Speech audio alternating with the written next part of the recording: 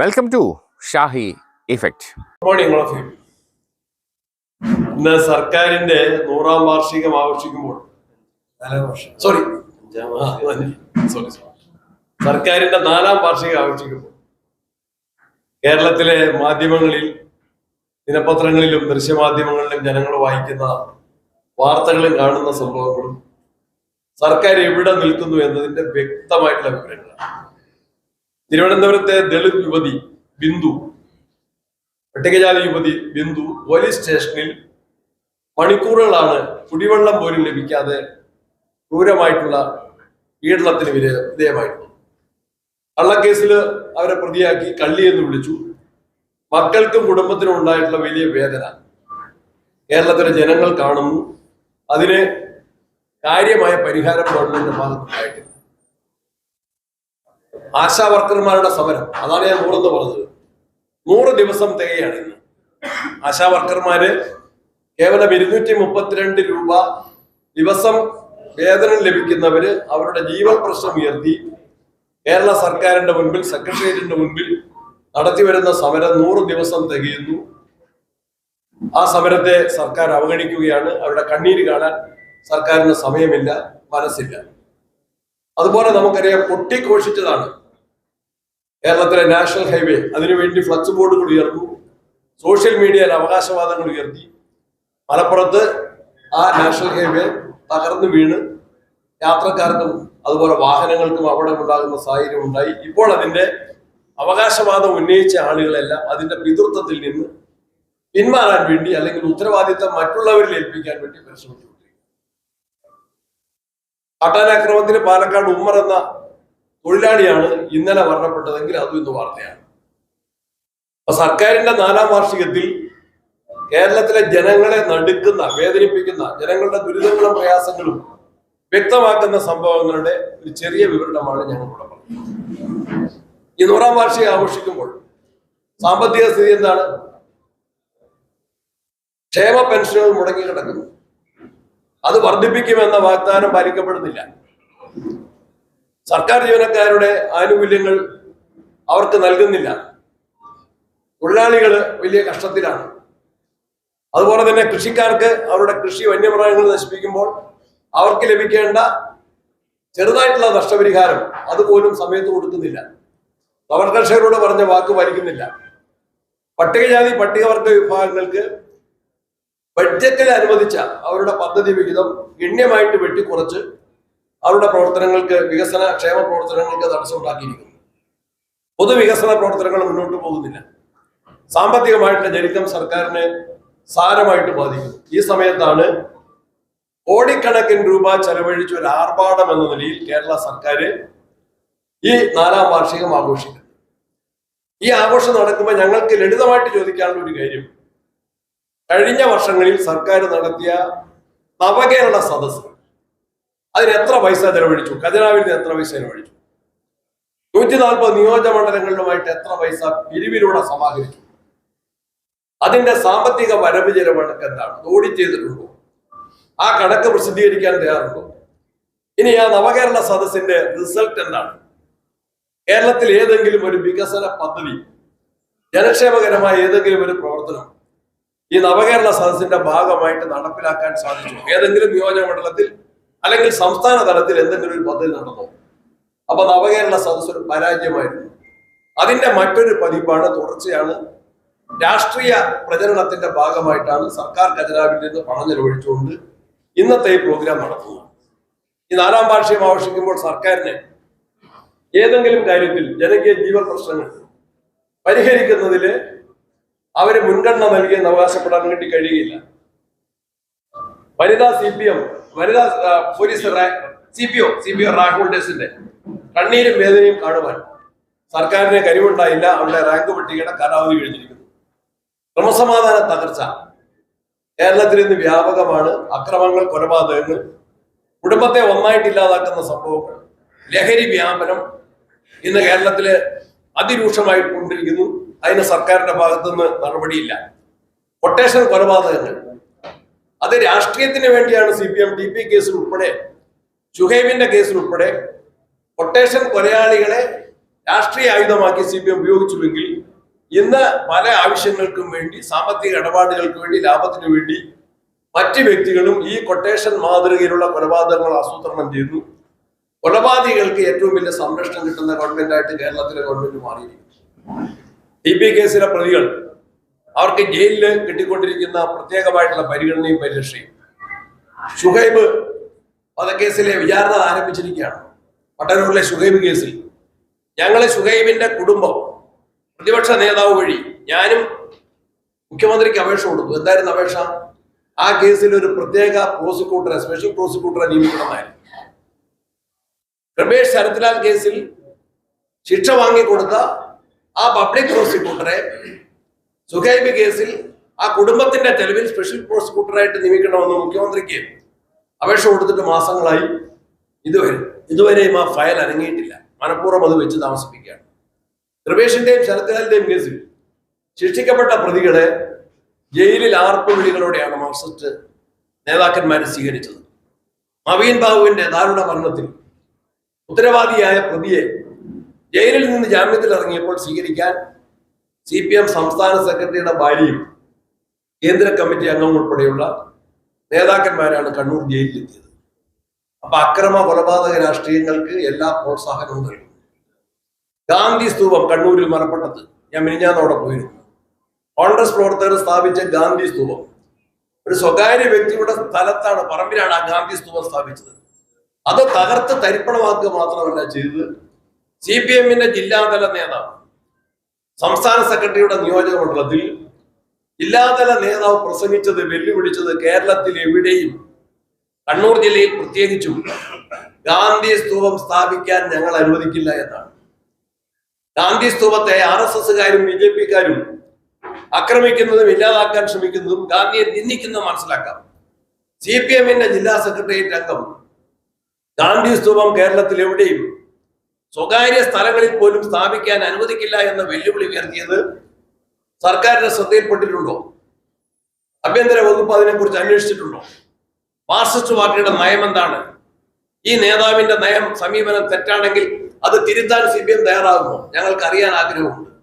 അക്രമ രാഷ്ട്രീയത്തിന്റെ കഥ അതാണെങ്കിൽ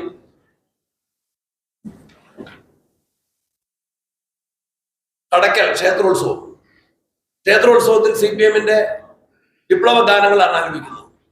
ഹൈക്കോടതിക്ക് ഇടപെടേണ്ടതായിട്ട് തോന്നുന്നു. തലശ്ശേരി ക്ഷേത്രോത്സവം, അവിടെയും ആ ക്ഷേത്രോത്സവത്തിന്റെ സുപ്രധാനമായ ചടങ്ങുകളുടെ സമയത്താണ് CPM അനുകൂല മുദ്രാവാക്യം ഉയർന്നത്. BJPക്കാർ മുദ്രാവാക്യം വിളിച്ചു. പോലീസ് അത് സമാധാനിപ്പിക്കാൻ വേണ്ടി പരിശ്രമിച്ചു. ആ പോലീസുകാരെ നിലത്തിട്ടിയ ഒട്ടി. നിയമസഭയിൽ ഞങ്ങൾ അടിയന്തര പ്രമേയം കൊണ്ടുവരാൻ വേണ്ടി ശ്രമിച്ചു. അടിയന്തര പ്രമേയത്തിന് അവതരണാനുമതി നിഷേധിച്ചു.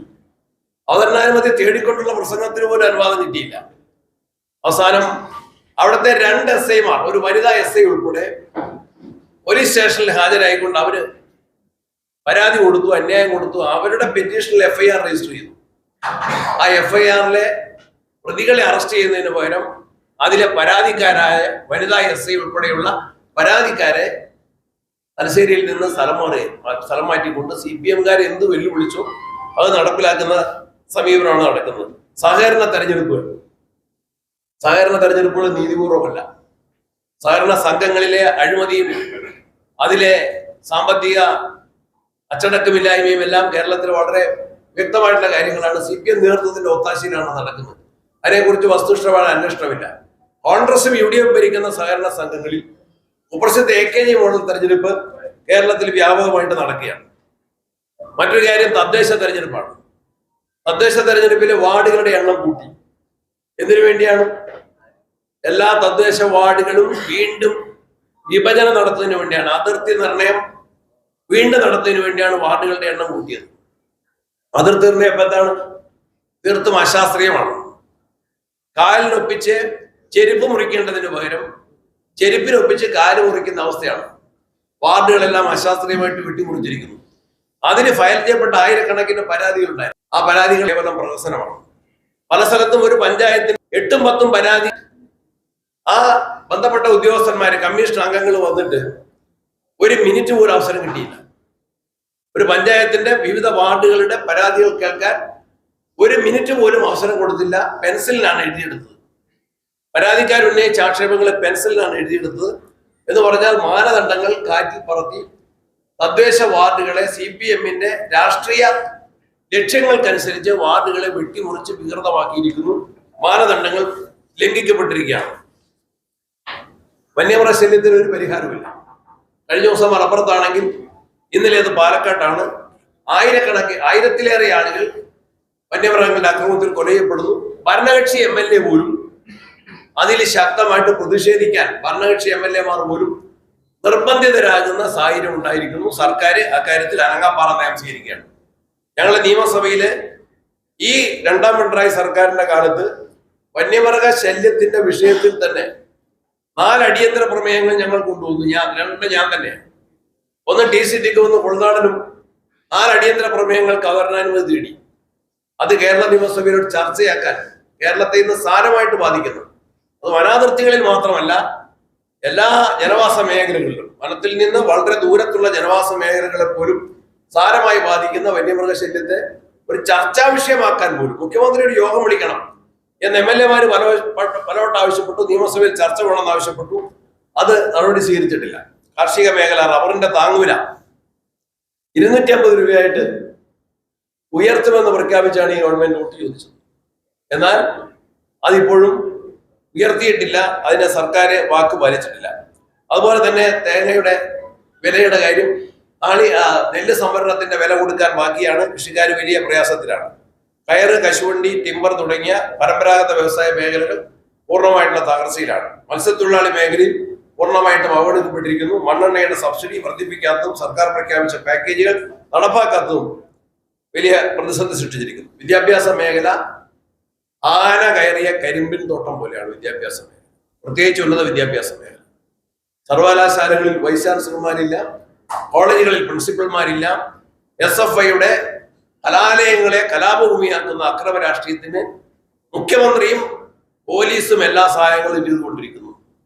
ഇന്ന് കേരളത്തിന്റെ വിദ്യാഭ്യാസ മേഖലയിൽ നിന്ന് കുട്ടികളെ വിദേശത്തേക്ക് പോകുന്നുവെങ്കിൽ കലാലയങ്ങളുടെ ദുരവസ്ഥ, വിദ്യാഭ്യാസ രംഗത്തെ മൂല്യ തകർച്ച, മേന്മയില്ലായ്മ, അത് വലിയ പ്രതിസന്ധി സൃഷ്ടിച്ചിട്ടുണ്ട്.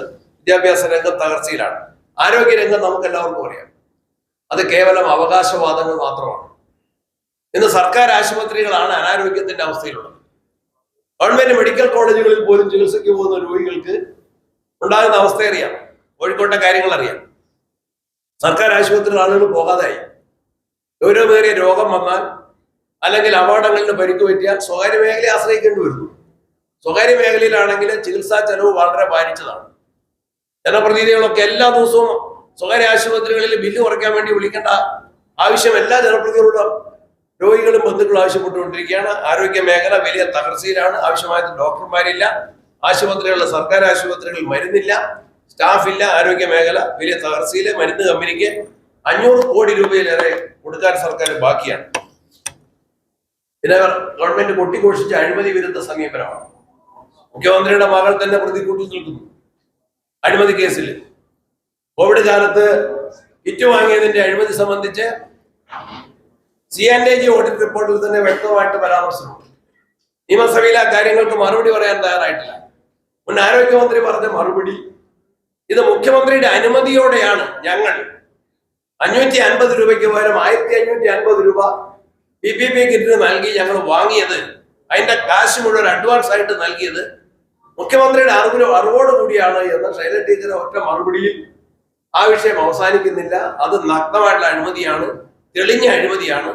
അതിന് സർക്കാർ പ്രതിക്കൂട്ടിൽ തന്നെ നിൽക്കുകയാണ്. അതുപോലെ തന്നെ പ്രതിപക്ഷം ഉന്നയിച്ച മറ്റൊരു കാര്യമാണ്, KFCയുടെ ഫൈനാൻഷ്യൽ കോർപ്പറേഷന്റെ കോടിക്കണക്കിന് രൂപ എടുത്തിട്ട് ആർക്കാ കൊടുത്ത്? അംബാനിക്ക് കൊടുത്തു. അംബാനിയുടെ പൊളിഞ്ഞ കമ്പനിയിൽ കേരളത്തിന്റെ സാമ്പത്തിക പ്രതിസന്ധി ഇത്ര രൂക്ഷമായി നിൽക്കെ ഫൈനാൻഷ്യൽ കോർപ്പറേഷന്റെ വലിയൊരു സംഖ്യ എടുത്ത് അംബാനി കമ്പനിയിൽ നിക്ഷേപിച്ചിട്ട് ഇപ്പൊ തിരികെ കിട്ടുന്നില്ല. 110 കോടി കിട്ടേണ്ടടുത്ത് 8 കോടി കിട്ടി. സെറ്റിൽ ചെയ്യാൻ വേണ്ടി ഗവൺമെന്റ് നിർബന്ധിതമായിരിക്കുകയാണ്. കേരളത്തിലെ സർക്കാരിന്റെ പണമെന്ന് പറഞ്ഞാൽ ജനങ്ങളുടെ നികുതി പണമാണ്. അതിന്റെ ദുരുപയോഗമാണ്, അത് അഴിമതിയാണ്. എന്തിനാണ് അംബാനിയുടെ കമ്പനിയിൽ സർക്കാർ പണം നിക്ഷേപിച്ചതെന്ന് ഉത്തരവില്ല. ഇന്നത്തെ ധനമന്ത്രിയും മുൻ ധനമന്ത്രിയും ആ കാര്യത്തിൽ ഒളിച്ചുകളിയാണ് നടത്തിക്കൊണ്ടിരിക്കുന്നത്. ലഹരിയുടെ പർദീസയായി കേരളം മാറി. വളരെ ഗൗരവത്തിൽ ആ വിഷയം നിയമസഭയിൽ ശ്രീ വിഷ്ണുനാഥ് തന്നെ അടിയന്തര പ്രമേയമായി കൊണ്ടുവന്നു. പ്രതിപക്ഷം എല്ലാ സഹകരണവും വാഗ്ദാനം ചെയ്തു. എന്നാൽ അതിന് ഗവൺമെന്റിന്റെ ഭാഗത്തുനിന്ന് ന്യായയുക്തമായിട്ടുള്ള നടപടികളൊന്നുമില്ല. അപ്പൊ ഈ സർക്കാരിന്റെ ഈ 4 വർഷക്കാലത്തെ പ്രവർത്തനം ജനദ്രോഹ നടപടികളാണ്, ജനക്ഷേമ നടപടികളില്ല. ജനദ്രോഹ നടപടികൾ, പക്ഷപാതപരമായ പെരുമാറ്റം, പോലീസിന്റെ അതിക്രമങ്ങൾ, CPM അക്രമങ്ങൾക്ക് പോലീസ് കൂട്ടുനിൽക്കുന്നു, അഴിമതി, ഭരണപരാജയം, തകർച്ച, ഇതാണ് അവസ്ഥ. ഇതിൽ ഞങ്ങൾ ശക്തിയായിട്ടുള്ള ജനപക്ഷത്ത് നിന്നുകൊണ്ടുള്ള സമരങ്ങളുമായിട്ട് മുന്നോട്ട് പോകും. ഇതിൽ നിന്ന് കേരളം ആഗ്രഹിക്കുന്ന മോചനം, ഈ LDF സർക്കാരിന്റെ ദുർഭരണത്തിൽ നിന്ന് കേരള ജനത അർഹിക്കുന്ന മോചനം, അതിന് ആവശ്യമായിട്ടുള്ള മുന്നേറ്റങ്ങൾ കേരളത്തിലെ കോൺഗ്രസിന്റെ നേതൃത്വത്തിൽ നിന്നുണ്ടാകും, ഐക്യ ജനാധിപത്യങ്ങളുടെ ഭാഗത്തുണ്ടാകും. അതിന് എല്ലാവിധ പിന്തുണയും ബഹുജനങ്ങൾ, നല്ലവരായ കേരള ജനതയോട് ഞങ്ങൾ അഭ്യർത്ഥിക്കുകയാണ്. ജനങ്ങളിൽ നിന്ന് ഞങ്ങൾ പ്രതീക്ഷിക്കുകയാണ്. പുതിയ KPCC ചുമതലയേറ്റു. അതിന്റെ പ്രവർത്തനങ്ങളുമായിട്ട് മുന്നോട്ട് പോകുമ്പോൾ ഞങ്ങൾക്ക് പ്രവർത്തകരുടെയും അണികളുടെയും ജനങ്ങളുടെയും ആവേശകരമായ പിന്തുണയാണ് ലഭിച്ചുകൊണ്ടിരിക്കുന്നത്. അതിന് ഞങ്ങൾ പ്രത്യേകമായിട്ട് നന്ദിയുള്ളവരാണ്. ഈ ടീം വർക്കിൽ കരുത്തിൽ ഞങ്ങൾ കേരളത്തിലെ കോൺഗ്രസ് പ്രസ്ഥാനത്തെ കൂടുതൽ ശക്തമാകും, ഐക്യ ജനാധിപത്യ മുന്നണിയെ കൂടുതൽ കരുത്തുറ്റതാക്കും. ജനപക്ഷത്ത് നിന്ന് ഞങ്ങൾ മുന്നോട്ട് കൊടുക്കാൻ ആർക്കും കഴിയില്ല. പാസില്ല. ഒരു 90%.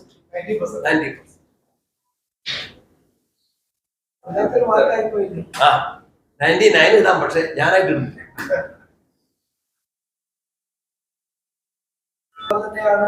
സർക്കാരിനെ പൂർണ്ണമായി ചെലപ്പുഴക്ക് പിന്തുണയ്ക്കുന്നത് പിണറായി വിജയൻ കരുത്തുറ്റ നേതാവാണെന്നൊക്കെ പ്രതിപക്ഷം തമ്മിലാണ്. ആരും പറഞ്ഞിട്ടില്ല. ഞങ്ങൾ ക്രിയാത്മക പ്രതിപക്ഷമല്ലേ. വികസനത്തിന്റെ കാര്യത്തിൽ ശശി തരൂർ എപ്പോഴും ഇല്ലില്ല, അദ്ദേഹം തന്നെ തിരുത്തിയിട്ടുണ്ടല്ലോ. അദ്ദേഹം പറഞ്ഞത് എന്താണ്? അദ്ദേഹം പറഞ്ഞതും ഫാക്ടുകൾ ശരിയാണെങ്കിൽ, ഫാക്ടുകൾ ശരിയല്ല, അദ്ദേഹം തിരുത്തിയിട്ടുണ്ട്. വ്യക്തമായിട്ട് തിരുത്തിയിട്ടുണ്ട്, കൃത്യമായിട്ട് തിരുത്തിയിട്ടുണ്ട്. ആ നിലപാടിൽ നിന്ന് കൃത്യമായി തിരുത്തിൽ വരുന്നു. ഇല്ലില്ല, മറിച്ചാണ്, ഫാക്ട്സ് മറിച്ചാണ്. അത് അദ്ദേഹം AICC വർക്കിംഗ് കമ്മിറ്റി മെമ്പറാണ്. 4ാം വാർഷികമാണല്ലോ നമ്മുടെ topic. Come to that point. അല്ല, ശശി തരൂരല്ല ടോപ്പിക്, സർക്കാരിന്റെ 4ാം വാർഷികം. ഒന്നും പിന്തുണച്ചിട്ടില്ല. അത് അദ്ദേഹം തന്നെ തിരുത്തിയിട്ടുണ്ട്. നമ്മൾ ആർഗ്യുമെന്റിനാണ് മനസ്സിലാക്കി തിരുത്തി.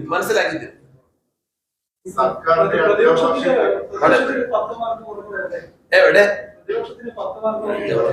അത് 5ാം വർഷമാകുമ്പോൾ 100% കിട്ടും. AK ആന്റണി പ്രതിപക്ഷ നേതാവായിരുന്നപ്പോൾ ആളുകൾക്ക് ഒരു സംശയം ഉണ്ടായിരുന്നു, എന്താ മാർക്കുണ്ടോ. റിസൾട്ട് വന്നപ്പോ 101 സീറ്റ് കിട്ടി. അതാണ് ഞങ്ങൾക്ക് കിട്ടാൻ പോകുന്ന മാർക്ക്. ജനങ്ങളാണ് മാർക്ക് കിട്ടുന്നത്, ഞാനല്ല. സർക്കാർ 9ാം വർഷം എന്നാണ് പറയുന്നത്. അതുകൊണ്ടാണ് ഞങ്ങൾ PPP കിറ്റിന്റെ കാര്യവും KFC പറഞ്ഞു നോക്കും. നേരത്തെ തന്നെ പലതവണ പറഞ്ഞു പഴകിയ അഴിമതി ആരോപണങ്ങൾ പുതിയ പറയാൻ ഒരു തരത്തിൽ കോടതിയിൽ പോലും തെളിയിക്കാൻ കഴിയുന്നില്ല. നിയമസഭയിൽ പല കാര്യങ്ങളുണ്ട്. അങ്ങ് ഉന്നയിച്ച വലിയ നിരത്തിൽ ഒരു കാര്യങ്ങളും ജനങ്ങളെ ബോധ്യപ്പെടുത്താനോ നിയമ നടപടി സ്വീകരിക്കാനോ പ്രതിപക്ഷത്തിന് കഴിഞ്ഞിട്ടില്ല. അതേ ആവർത്തനമാണ് ഇപ്പോഴും നടത്തുന്നത്. പക്ഷേ സർക്കാർ അന്ന് തന്നെ പറഞ്ഞു, ക്രിയാത്മക പ്രതിപക്ഷമാണ്. സർക്കാരിന്റെ പദ്ധതികൾക്കൊപ്പം നിൽക്കുന്നില്ല, വികസനത്തോടൊപ്പം നിൽക്കുന്നില്ല, ഇത്തരം കാര്യങ്ങളിലൊക്കെ വിട്ടു നിൽക്കുന്ന ബഹിഷ്കരിക്കുന്ന പ്രതിപക്ഷമായി ഇപ്പോഴും തുടരുകയാണ്. അങ്ങ് KPCC അധ്യക്ഷനാവുമ്പോഴും ഇതേ നിലപാടായിരിക്കുമോ? സർക്കാരിന്റെ വികസന പരിപാടികൾ തുടർന്ന് സഹകരിക്കുമോ, അതോ ഇത്തരം വിട്ടുനിന്നും ബഹിഷ്കരിച്ച് മുമ്പോട്ട് പോകാനാണ് തീരുമാനം? സർക്കാരിന്റെ തെറ്റുകളെ ചൂണ്ടിക്കാട്ടാൻ പ്രതിപക്ഷത്തിന് ഉത്തരവാദിത്തമുണ്ട്. നിങ്ങൾ പറഞ്ഞ ഈ മുഖ്യമന്ത്രിയുടെ മകളുടെ അഴിമതി കേസ് അത് തീർന്നിട്ടില്ല. അത് അന്വേഷണ ഏജൻസികൾ എന്താ അവരെ പ്രതിസ്ഥാനത്ത് നിർത്തിയിരിക്കുക.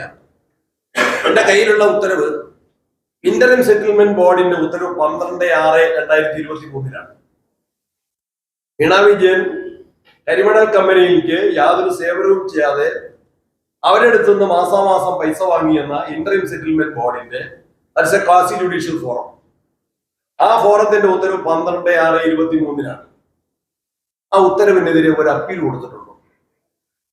ആ ഉത്തരവിനെതിരെ ഒരു വാർത്താ സമ്മേളനം നടത്തിയിട്ടുണ്ടോ?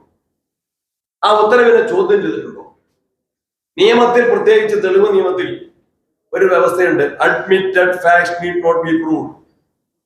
സമ്മതിച്ച കാര്യങ്ങൾ പിന്നീട് തെളിയിക്കേണ്ടതില്ല. അതാണ് legal presumption. Admitted facts need not be proved. അപ്പോൾ വീണ വിജയൻ കരിമണൽ കമ്പനിയിൽ നിന്ന് ഒരു സേവനവും ചെയ്യാതെ അന്യായമായി നിയമവിരുദ്ധമായി പ്രതിഫലം പറ്റി എന്നത് ദാറ്റ്സ് ആൻ അഡ്മിറ്റഡ് ഫാക്ട്. അതിന് ഫർദർ ആയിട്ടുള്ള പ്രൂഫിന്റെ ആവശ്യമില്ല. അതാണ് SFIO അന്വേഷണം നടത്തി ചാർജ് ഷീറ്റ് ഫയൽ ചെയ്തത്. ഞങ്ങൾ തെറ്റായ അറിവോടാണ് പറയുന്നത്. ഇനി കോവിഡ് കാലത്തേക്ക് ഇതിന്റെ കാര്യം എന്താ? ടീച്ചർക്ക് പോലും നിഷേധിക്കാൻ കഴിയാത്തതാണ്. ആ വിഷയം തീർന്നിട്ടില്ല, അല്ല, അന്വേഷണം നടക്കുകയാണ്.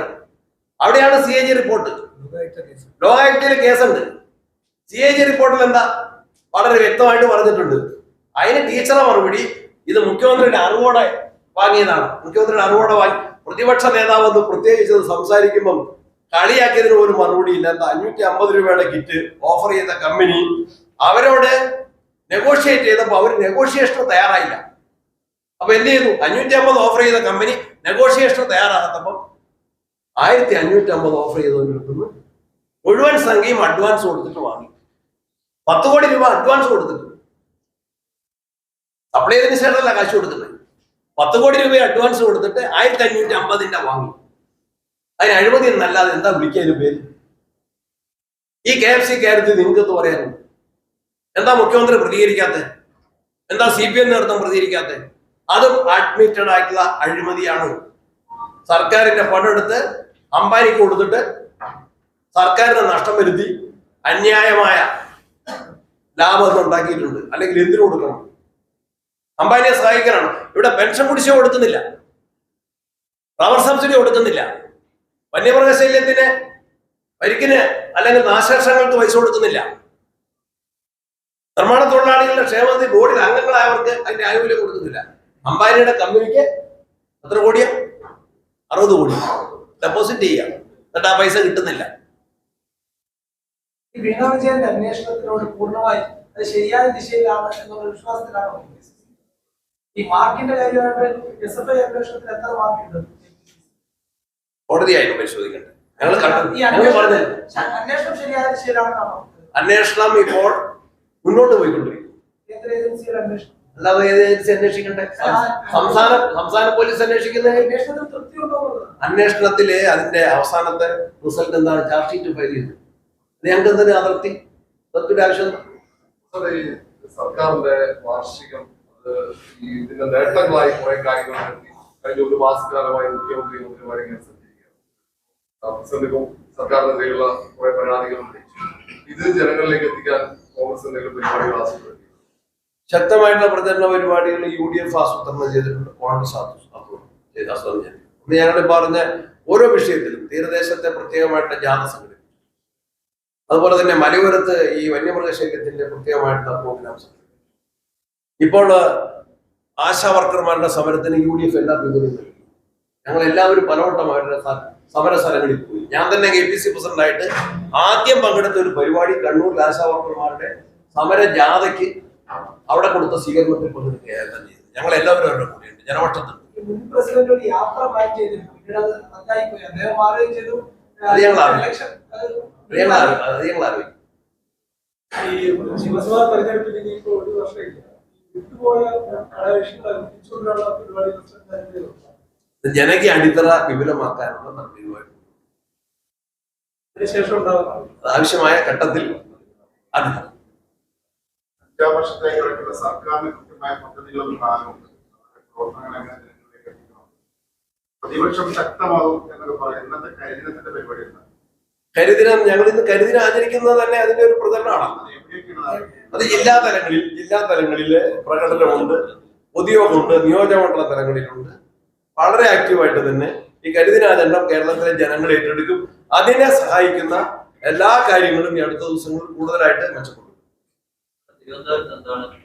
തിരുവനന്തപുരം ജില്ലാ കമ്മിറ്റിയുടെ നേതൃത്വത്തിൽ രക്തസാക്ഷി മണ്ഡപത്തിൽ നിന്ന് സെക്രട്ടേറിയറ്റിലേക്ക് പ്രകടനവും അവിടെ പ്രതിയും ഞങ്ങളെ അറിയിക്കുന്നില്ല, അറിയിച്ചിരിക്കുന്നു. KPCC അധ്യക്ഷനായി കഴിഞ്ഞിട്ട് 2-3 വർക്കിംഗ് പ്രസിഡന്റുമാർ വന്നു, കൺവീനർ വന്നു. പുതിയ പദവിയിൽ ആദ്യ വാർത്താ സമ്മേളനത്തിന്റെ എല്ലാവിധ അഭിവാദ്യങ്ങളും ആശംസകളും നേരിടുന്നു. പഴയ KPCC പ്രസിഡന്റ് ഇറങ്ങി പോയ പോലത്തെ മാന്യമായി തന്നെ അങ്ങേക്ക് ഇറങ്ങിപ്പോകാൻ കഴിയട്ടെ എന്നുള്ള ആശംസ കൂടിയാണ്. ആയിക്കോട്ടെ. പിന്നെ ഇത് സ്വാഭാവിക ഒരു ടീമാണല്ലോ. പലതരത്തിലുള്ള വാർത്തകൾ വരുന്നുണ്ട്. ഈ പുനഃസംഘടന പൂർണ്ണമായി പുതിയ KPCC ജനറൽ സെക്രട്ടറിമാരെ ADCC അധ്യക്ഷന്മാരെ മാറ്റി പുനഃസംഘടിപ്പിക്കുക. അതിന്റെ ചർച്ചകൾ ആരംഭിച്ചോ? ഏത് നേതാക്കളാണ് ചുമതലപ്പെടുത്തിയിട്ടുള്ളത്? ആരംഭിച്ചില്ല എന്ന് പറയാൻ പറ്റില്ല. ദേശാഭിമാനി പോലും ആശംസ കിട്ടുന്ന ഒരു പുതിയ ടീമും പഴയ ടീമും ഉള്ള ഒരു ടീമാണോ? എന്തോ പുതിയ ടീമും പഴയ ടീമും കൂടിയുള്ള ഒരു ടീമായിരുന്നു. അങ്ങനെ ഒരു ടീമില്ല, കോൺഗ്രസ് ടീം. അല്ല, കാരണം എന്ന് വെച്ചാൽ സാധാരണ പുനഃസംഘടന എന്ന് പറയുമ്പോൾ നേതൃമാറ്റം ഉണ്ടായിരിക്കും. ഇല്ല, അത് പറഞ്ഞുതരാം. ചെറുതായിട്ട് ഇന്റേണൽ മാറ്റർ ആണ്. മുഖ്യമന്ത്രി മാറിയ മന്ത്രിമാരെല്ലാം, പക്ഷെ അങ്ങനെ പാർട്ടിക്കില്ല. എന്നാൽ ആവശ്യമായ മാറ്റങ്ങൾ പാർട്ടിയെ ശക്തിപ്പെടുത്താനുള്ള നടപടികൾ. ചർച്ചകൾ ആരംഭിച്ചു. പിന്നെ ഇതിനെ ആരംഭിക്കാനില്ല. തൊടാൻ പേടിയാണ്. ഒരു പേടിയില്ല. ഇതിപ്പോ കണ്ടില്ലേ, എന്റെ രണ്ട് സൈഡിൽ ഇരിക്കുന്നത് കരുത്തിന്റെ നേതൃത്വമാണ്. ടീം വർക്കിൽ ഞങ്ങൾ ഒരു പേടിയില്ല. കോൺഗ്രസിലെ ഒരു കാര്യം, കോൺഗ്രസിലെ അതിശക്തമായ നേതൃനിരയുള്ള ഒരു പാർട്ടി കേരളത്തിലെ കോൺഗ്രസിന്, പ്രത്യേകിച്ച് KSUവിന്റെ ആരംഭകാലം മുതൽ കലാലയങ്ങളിൽ പഠിച്ച് രാഷ്ട്രീയ താല്പര്യമുള്ള വിദ്യാഭ്യാസ യോഗ്യതയുള്ള യൂത്ത് കോൺഗ്രസിലൂടെ കടന്നു വന്ന അതിശക്തമായ ഒരു നേതൃനിര കേരളത്തിലെ എല്ലാ തലങ്ങളിലും. അവരെ എല്ലാവരെയും പാർട്ടിക്കകത്ത് വിവിധ തലങ്ങളിൽ ഉപയോഗപ്പെടുത്തിയും ഉൾക്കൊണ്ടും പ്രോത്സാഹിപ്പിച്ചും പ്രൊമോട്ട് ചെയ്തും ഞങ്ങൾ മുന്നോട്ട്. ഈ ശക്തമായ നേതൃത്വ ഈ ഭാരവാഹിത്വത്തിന് പുറത്താണ് എന്നതാണ് ഉയരുന്ന പരാതി. ഈ നേരത്തെ സലഹൻ ചോദിച്ച ചോദ്യം അങ്ങനെയാണ്. കാരണം എന്ന് പറഞ്ഞാൽ സുധീരന്റെ കാലത്തെ പോയ കുറച്ച് ഭാരവാഹികൾ നിൽക്കുന്നു. ഇപ്പോൾ തന്നെ KPCC ഭാരവാഹിത്വത്തിലുള്ള പലരും നിഷ്ക്രിയരാണ് എന്ന തരത്തിൽ അഭിപ്രായം വന്നു. അവരെ പൂർണ്ണമായി മാറ്റി. ഈ പാർട്ടിയുടെ കോൺഗ്രസിന്റെ സംഘടനാ സംവിധാനത്തോട് നിങ്ങൾ കാണിക്കുന്ന അതീവ താല്പര്യത്തിന് പ്രത്യേകം നന്ദി. നേരത്തെ പറഞ്ഞ ദേശീയപാതയെ സംസ്ഥാനത്തിന്റെ വലിയ വികസന നേട്ടമായിട്ടാണ് പൊതുമരാമത്ത് വകുപ്പ് മന്ത്രി ഉൾപ്പെടെയത് എടുത്തു കാട്ടുന്നത്. ഈ വീഴ്ചയുടെയും ഉത്തരവാദിത്തം ഏറ്റെടുക്കണം തന്നെയാണ്. അതെ, ഇപ്പം നമ്മൾ അവകാശവാദം ഉന്നയിക്കുന്നവര് ഒരു പ്രയാസം വരുമ്പോ അതിൽ നിന്ന് മാറിയിരിക്കാൻ പറ്റുമോ? മുഖ്യമന്ത്രിയുടെ ഇന്നലത്തെ വാർത്താ സമ്മേളനത്തില് ഉമ്മൻചാണ്ടി സർക്കാരിന്റെ കാലത്ത് വിഴിഞ്ഞ ഞാൻ പറയേണ്ടതില്ല, എല്ലാവർക്കും അറിയാവുന്ന എല്ലാവർക്കും അറിയാം. വിഴിഞ്ഞ എല്ലാവർക്കും അറിയാം, അത് ആരുടെ കുട്ടിയാന്ന് എല്ലാവർക്കും അറിയാം. കാരണം എന്താ, വിജിലൻസ് എൻക്വയറി വന്നത് ഉമ്മൻചാണ്ടിക്കെതിരെ, ബാബുവിനെതിരെ. അത് പോരാഞ്ഞിട്ട് വിജിലൻസ് അവരെ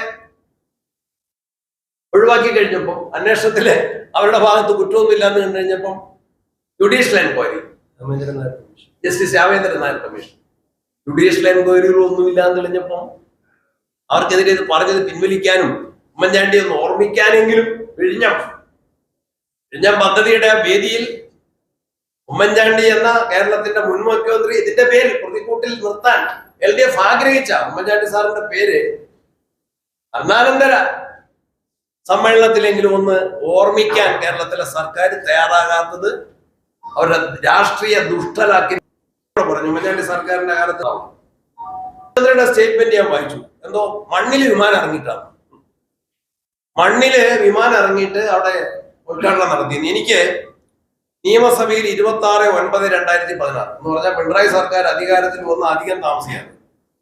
നിയമസഭയിൽ ചോദ്യം നമ്പർ നക്ഷത്രത്തിന് വിടാത്ത ചോദ്യം നമ്പർ 72, ചോദ്യം KC ജോസഫ്, സണ്ണി ജോസഫ്, ഷാഫി പറമ്പിൽ, IC ബാലകൃഷ്ണൻ.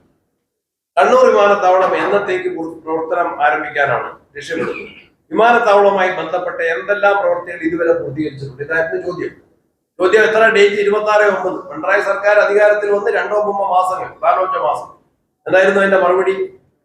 വിമാനത്താവളം പ്രവർത്തനം 2017 മെയ് മാസത്തിൽ പൂർത്തീകരിക്കുവാനും അതിനുശേഷം ടെസ്റ്റിങ്ങും കമ്മീഷനിങ്ങും നടത്തുവാനാണ് ഉദ്ദേശിക്കുന്നത്.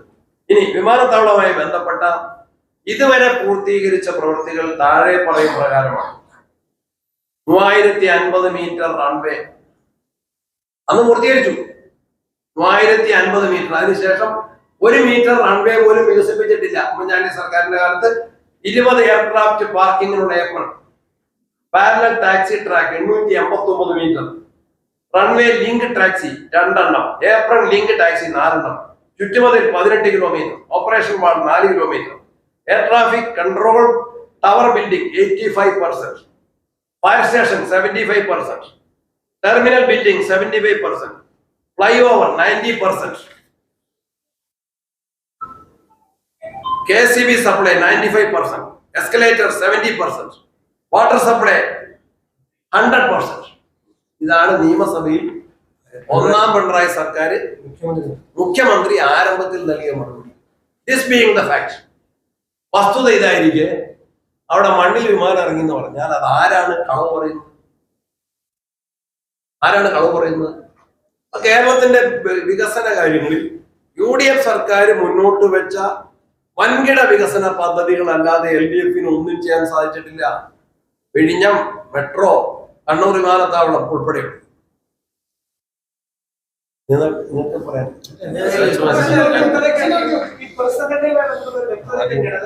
മുഖ്യമന്ത്രി പറയാൻ മന്ത്രിമാർ മാറുന്ന രീതിയല്ല പാർട്ടിയിലും നേരത്തെ പ്രസിഡന്റ് പറഞ്ഞു. പക്ഷെ PM സുധീരന്റെ കാലത്തും മുല്ലപ്പള്ളിയുടെ കാലത്തും